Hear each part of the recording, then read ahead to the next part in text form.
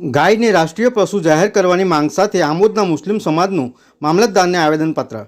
આમોદ તાલુકાના મુસ્લિમ સમાજ દ્વારા દેશની સામાજિક એકતા, સાંસ્કૃતિક વારસા અને ધાર્મિક લાગણીઓના સન્માનના હેતુથી ગાયને રાષ્ટ્રીય પશુ જાહેર કરવાની માંગ સાથે વડાપ્રધાન નરેન્દ્ર મોદીને સંબોધી આમોદના નાયબ મામલતદાર એ.એસ. સૈયદને આવેદનપત્ર આપવામાં આવ્યું હતું।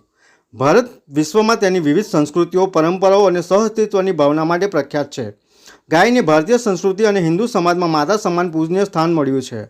ગાય માત્ર એક પશુ નથી, પરંતુ કરોડો લોકોની આસ્થા, શ્રદ્ધા અને આધ્યાત્મિક લાગણીઓનું પ્રતીક માનવામાં આવે છે।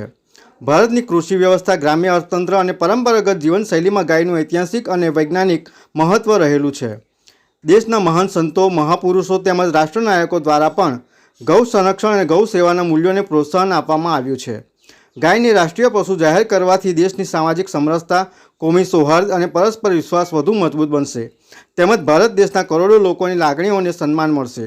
ત્યારે આમોદ તાલુકાના મુસ્લિમ સમાજના આગેવાનો મહેબૂબ કાકોજી, સલીમ રાણા, નગરપાલિકાના ઉપપ્રમુખ સાજિદ અલી રાણા, તાલુકા પંચાયત સદસ્ય ઇકબાલ પટેલ સાથે હિન્દુ આગેવાનો આમોદ તાલુકા કોંગ્રેસ પ્રમુખ નરેન્દ્ર પટેલ ઉર્ફે કાજી, આમોદ પાલિકા પ્રમુખ મહેન્દ્ર દેસાઈ, કારોબારી અધ્યક્ષ ઉમેશ પંડ્યા સહિતના આગેવાનો હાથમાં ગાયનું મહત્વ દર્શાવતા વિવિધ પ્લે કાર્ડ સાથે હાજર રહ્યા હતા। VMP news, think positive.